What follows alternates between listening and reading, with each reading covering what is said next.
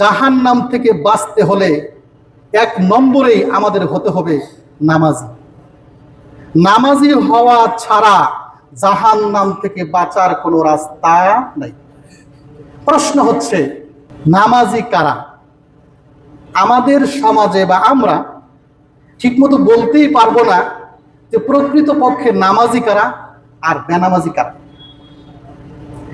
সাধারণত দিনে 3 থেকে 4 ওয়াক্ত সালাত আদায় করলেই কোনো মানুষ নিজেকে নামাজি বলে।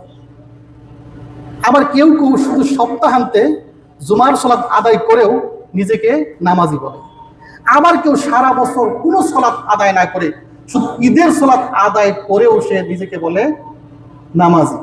প্রকৃতপক্ষে এই শ্রেণীর একটাও নামাজি নয়, এই সবগুলোই হচ্ছে টাটকা বেনামাজি। তাহলে জানার দরকার আছে না যে নামাজিকে? নামাজিকে আজকে আমাদেরকে জানতে হবে। নামাজি হচ্ছে ওই ব্যক্তি নামাজি যে 3টি শর্ত পালন করবে। বলেন কয়টি শর্ত? নামাজি হওয়ার 3টি শর্ত। নামাজি হওয়ার শর্ত কয়টি? 3টি। 1 নম্বর শর্ত, শুধু জুমার নামাজ, শুধু ঈদের বা দিনে 3-4 ওয়াক্ত সালাত আদায় করলে নামাজি হবে না। সারা দিনের 5 ওয়াক্ত সালাত আদায় করতে হবে। এটা হচ্ছে 1 নম্বর শর্ত। কোরআনুল কারীমের 82টা জায়গায়, কমপক্ষে 82টা জায়গায় সালাত আদায়ের কথা বলা হয়েছে। কোরআনুল কারীমের কমপক্ষে 47টা জায়গায় সালাত আদায়ের নির্দেশ প্রদান করেছেন। যত জায়গায় আল্লাহ রাব্বুল আলামিন বলছেন আকিমুস সালাহ, আকামুস সালাহ, বুঝতে হবে এই আকিমুস সালাহ, সালাত আদায় করো মানেই আল্লাহ রাব্বুল আলামিন 5 ওয়াক্ত সালাতকে নির্দেশ করেছেন। বলেন কয় ওয়াক্ত? শর্ত নম্বর 2, 5 ওয়াক্ত সালাত আদায় করলেই হবে না, 5 ওয়াক্ত সালাত আদায় করতে হবে ওয়াক্ত অনুসারে, সময় অনুসারে। সালাত আদায় করা যেমন ফরজ, ঠিক তেমনই তা ওয়াক্ত অনুসারে আদায় করা আরেকটা ফরজ। আল্লাহ সুবহানাহু ওয়া তাআলা কোরআনুল কারীমের সূরা নিসা 103 নম্বর আয়াতের মধ্যে বলেন, ইন্নাস সালাতা কানাত আলাল মুমিনিনা কিতাবাম মাওকুতা, নিশ্চয়ই মুমিনদের উপরে ওয়াক্ত অনুসারে সালাত আদায় করাকে ফরজ করা হয়েছে। সালাত আদায় করা ফরজ 5 ওয়াক্ত, আবার তার সময় অনুযায়ী আদায় করা আরেকটি ফরজ। আমরা দেখতে পাই আমাদের দেশে অনেক সময় মা বোনেরা খুব কাজের ঝামেলা পড়লে সারাদিনের নামাজগুলো একসাথে ইশার সালাতের সাথে আদায় করে। এমনটা আছে না নাই? বলেন 5 ওয়াক্ত সালাত আদায় করলেও তার সালাত কি ওয়াক্ত অনুসারে হয়েছে? হয়েছে? হয় নাই। আবার অনেক সময় ইচ্ছাকৃতভাবে এই গত 20 শতাব্দীর শ্রেষ্ঠতম ফকিহ শাইখ সালেহ আল উসাইমিন ফতোয়া দিয়েছেন, কেউ যদি ইচ্ছাকৃতভাবে ওয়াক্তের সালাত ওয়াক্তে আদায় না করে অন্য ওয়াক্তে আদায় করে ইচ্ছাকৃতভাবে, তবে ওই সালাত আল্লাহর দরবারে কবুল হবে না। যেমন ইশার সালাতের পরে আমি ঘুমাইলাম, আমার নিয়তি নাই ফজরের নামাজ আদায় করা সঠিক টাইমে, আমি ঘুম থেকে ওঠার পরে সালাত আদায় করলাম, আমার কি ওয়াক্ত অনুসারে সালাত আদায় করার ইচ্ছা নাই, এমনিতেই দিনের বেলায় সূর্য ওঠার পরে সালাত আদায় করলাম, তার এই নামাজ তার মুখের উপরই নিক্ষেপ করা হবে। কেন? সে ইচ্ছাকৃতভাবে ওয়াক্ত তরক করেছে।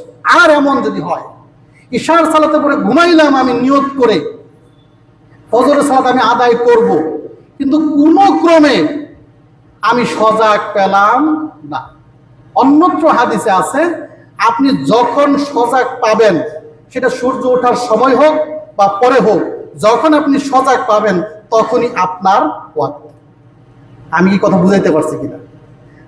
শাইখ সালেহ আল উসাইমিন আরেকটা কঠিন ফতোয়া দিয়েছেন যে অ্যালার্ম বাজলো, অনেকে অ্যালার্ম দেই না আমরা, অ্যালার্ম বাজলো কিন্তু অ্যালার্ম বাজার পরেও নামাজে উঠলাম না, অ্যালার্ম বন্ধ করে আবার ঘুমাইলাম। এবার বলেন আবার ঘুমানোর পরে যদি সূর্যোদয়ের পরে সে উঠে, ওয়াক্ত কি নিজে নিজেই সে তরক করলো না? এই ব্যক্তির সালাতও তার বুকের উপর নিক্ষেপ করা হবে। তাহলে 2 নম্বর, নামাজি হওয়ার 2 নম্বর শর্ত হচ্ছে ওয়াক্ত অনুসারে সালাত আদায় করা। তাহলে এবার বলুন, নামাজি হওয়ার 1 নম্বর শর্ত, 2 নম্বর শর্ত। যেমন 5 ওয়াক্ত সালাত আদায় করলো, তার সময় মতো আদায় করলো, ওয়াক্ত অনুসারে আদায় করলো। তার ওয়াক্ত অনুসারে 5 ওয়াক্ত সালাত আদায় করে এই ব্যক্তি কি নামাজি বলা যাবে না যাবে না? উত্তর দেন আপনারা। কি বলছি? 5 ওয়াক্ত সালাত ওয়াক্ত অনুসারে আদায় করেছে, এই ব্যক্তিকে কি নামাজি বলা যাবে না যাবে না? যাবে।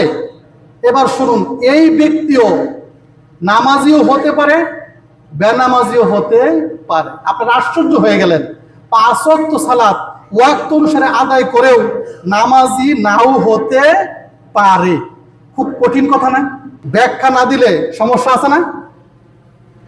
5 ওয়াক্ত সালাত আদায় করলো, সময় অনুযায়ী আদায় করলো, এটা তো 2টা শর্ত। 3 নম্বর শর্ত হচ্ছে 5 ওয়াক্ত সালাত সময় মতো আদায় করলেও আপনি বেনামাজি, যদি আপনার সালাত আল্লাহ নবী সাল্লাল্লাহু আলাইহি ওয়াসাল্লামের দেখানো পদ্ধতি অনুসারে না হয়। কি আমাদের আশেপাশে 5 ওয়াক্ত সালাত ওয়াক্ত অনুসারে আদায় করতেছে এমন অনেক মানুষ আছে, কিন্তু তার সালাত রাসূল সাল্লাল্লাহু আলাইহি ওয়াসাল্লামের পদ্ধতি অনুসারে হচ্ছে না। শুনুন, দলিল শুনুন, সহিহ বুখারী কিতাবুল আযান 757 নম্বর হাদিস, আন আবি হুরায়রা রাদিয়াল্লাহু তাআলা আন আন্না রাসূলুল্লাহ সাল্লাল্লাহু আলাইহি ওয়াসাল্লাম দাখালাল মসজিদ ফাদাখালার রাজুল ফাসাল্লিম আলা রাসূলিল্লাহি সাল্লাল্লাহু আলাইহি ওয়াসাল্লাম। আবু হুরায়রা রাদিয়াল্লাহু তাআলা আনহু বর্ণনা করেন, একদিন রাসূল সাল্লাল্লাহু আলাইহি ওয়াসাল্লাম মসজিদে প্রবেশ করলেন। রাসূল সাল্লাল্লাহু আলাইহি ওয়াসাল্লাম মসজিদে প্রবেশ করার পরেই সাথে সাথে আরেকজন ব্যক্তি অর্থাৎ আরেকজন সাহাবী মসজিদে প্রবেশ করেছে। রাসূল সাল্লাল্লাহু আলাইহি ওয়াসাল্লাম বসে আছেন, ইত্তবসরে ওই সাহাবী মসজিদের মধ্যে কোনো একটা জায়গায় একাকী সালাত আদায় করলেন। আমার কথা কি বুঝে আসছে আপনাদের? কথা বুঝে না আসলে কিন্তু পরে কিছু বুঝবেন না। এবার রাসূল সাল্লাল্লাহু আলাইহি ওয়াসাল্লাম দেখছেন ওই সাহাবী সালাত আদায় করতেছে।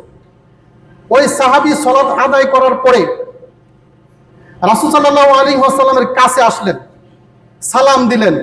রাসূল সাল্লাল্লাহু আলাইহি ওয়াসাল্লাম সালামের জবাব দিলেন। জবাব দিয়েই ব্যক্তিটি কি বললেন? ইরজি, যাও, ফাসল্লি, সালাত আদায় করো। ইন্নাকা লাম তুসল্লি, নিশ্চয়ই তুমি সালাত আদায় করনি। এবার আপনারা বলুন, এই ব্যক্তি কি সালাত আদায় করছে না করে নাই?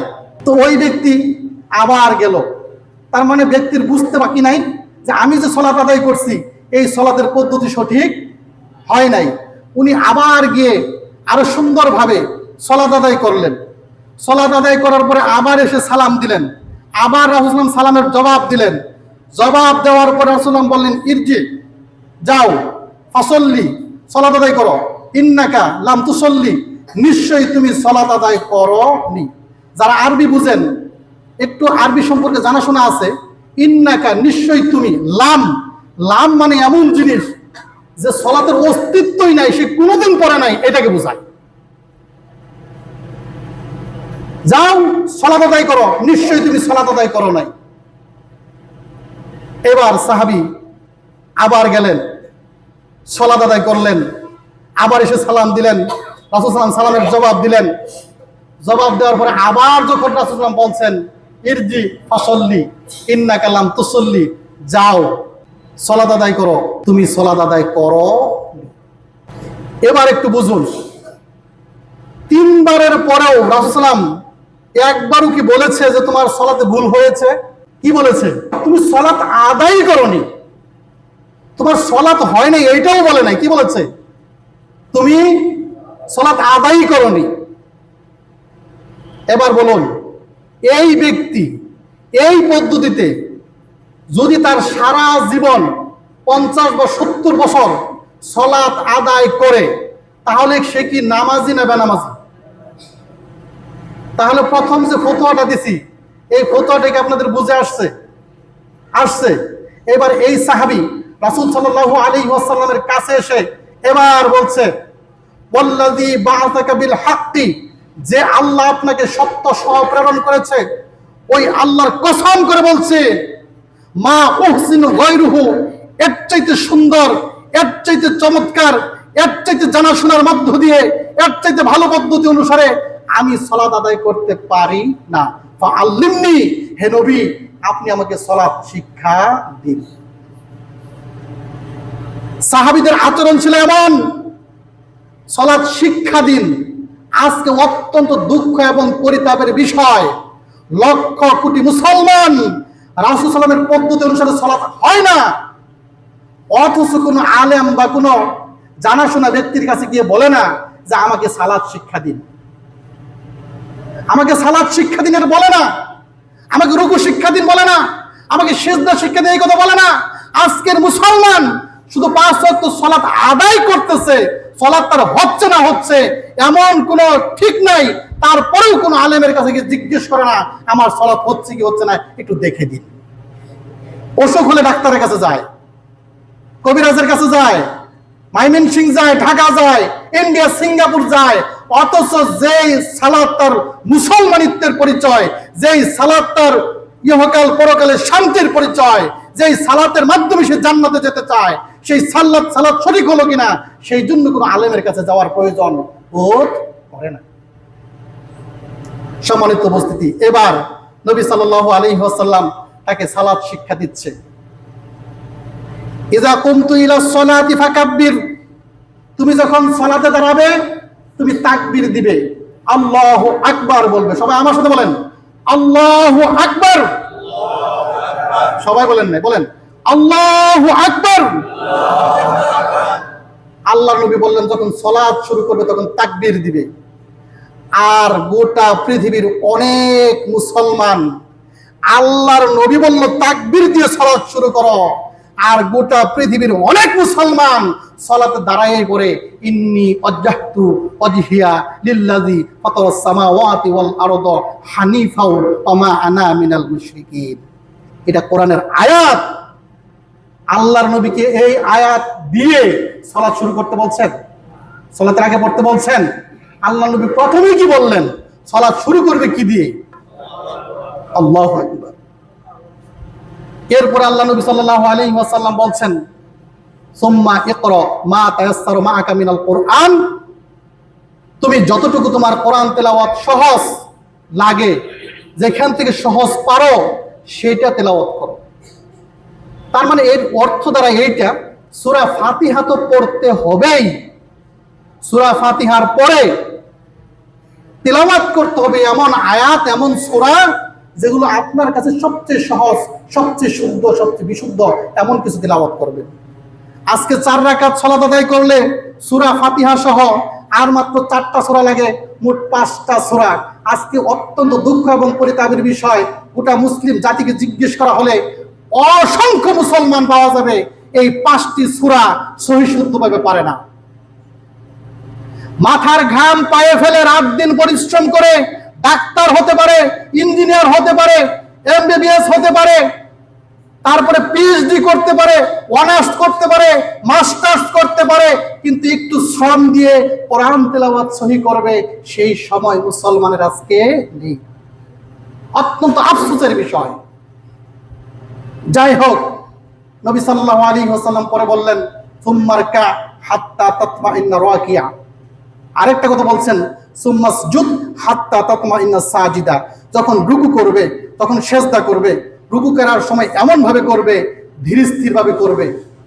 রুকুতে গেছো মানে তোমাকে মনে হবে আর বোধহয় উঠবে না, সিজদাতে গেছো মানে আর মনে হবে তুমি উঠবে না।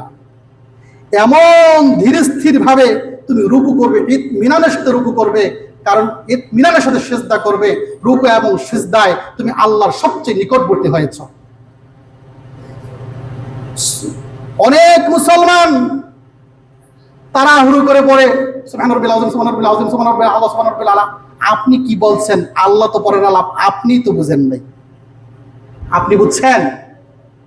জি না, আপনি সহি শুদ্ধভাবে একবার বললেও আপনার সালাত হয়ে যাবে, কিন্তু সহি শুদ্ধভাবে বলেন সুবহান রাব্বিয়াল আযীম।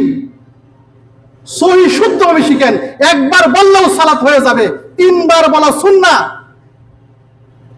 আবার অনেকেই দেখি ইমামের পিছনে সালাত আদায় করতে যায় তিনবার পরে বসে থাকে। জি না, একবার পড়ার পরে তিনবার পরে তারপর আপনি বসে থাকবেন না ইমামের পিছনে, আপনি রুকু করতেছেন, সিজদা করতেছেন, আপনি তাসবিহ পড়তেই থাকবেন ধীর গতিতে, দ্রুত গতিতে নয়। কি গতিতে? ধীর গতিতে, সুন্দরভাবে সহিভাবে পড়তেই থাকবেন, ইতমিনান অনুসারে রুকু সিজদা করবেন। আমি পূর্বে হানাফি ছিলাম, এখন আহলে হাদিস। আমাকে যদি কেউ জিজ্ঞেস করে আপনি আহলে হাদিস কেন হয়েছেন, এক এক সময় এক এক উত্তর দেই। আমি কোনো সময় উত্তর দেই আহলে হাদিসের রুকু এবং সিজদা অনেক সুন্দর। কি উত্তর দেই? আহলে হাদিসের অনেক উত্তর দেওয়া যায়, তার মধ্যে একটা দেই, আহলে হাদিসের রুকু এবং সিজদা অনেক সুন্দর। সিজদা খুব ধীর গতিতে করে, রুকু ধীর গতিতে করে। আহলে হাদিসের গ্রাম পর্যায়ের একটা মসজিদে যে সুন্দর রুকু করে সিজদা করে, অন্যান্য টাউন লেভেলের বড় মসজিদে ওরকম রুকু সিজদা হয় না। কিন্তু দুঃখ এবং পরিতাপের বিষয়, এখন অনেক সংবাদ পাই মুসল্লিরা ইমামরে বলে রুকু একটু খাটো করবেন, সিজদা একটু খাটো করবেন। অত্যন্ত দুঃখের বিষয়। তাহলে তো ইমাম হয়ে গেল মুসল্লি মুক্তাদি, আপনি হয়ে গেলেন ইমাম, আপনি হয়ে গেলেন ইমাম। অত্যন্ত দুঃখের বিষয়। ইমাম তো চাইবে সুন্নাহ অনুসারে, ধীরগতি অনুসারে, ইতমিনান অনুসারে রুকু এবং সিজদা করবে। আপনি তো তাকে বাধা দিতে পারেন না, সাজেস্ট করতে পারেন না, আপনি তাকে পরামর্শ দিতে পারেন না। আহলে হাদিসের যে সৌন্দর্য ছিল রুকু এবং সিজদার মধ্যে, এটা রাখতে দেন।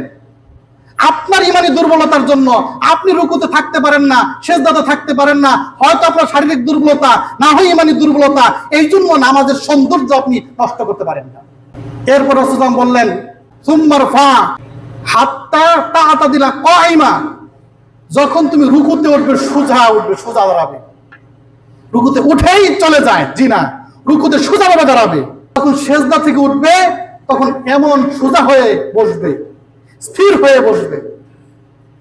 এইভাবে রাসূলুল্লাহ পুরো সালাতকে শিক্ষা দিলেন। এবার বুঝলেন নামাজি হওয়ার শর্ত কয়টা বলেন?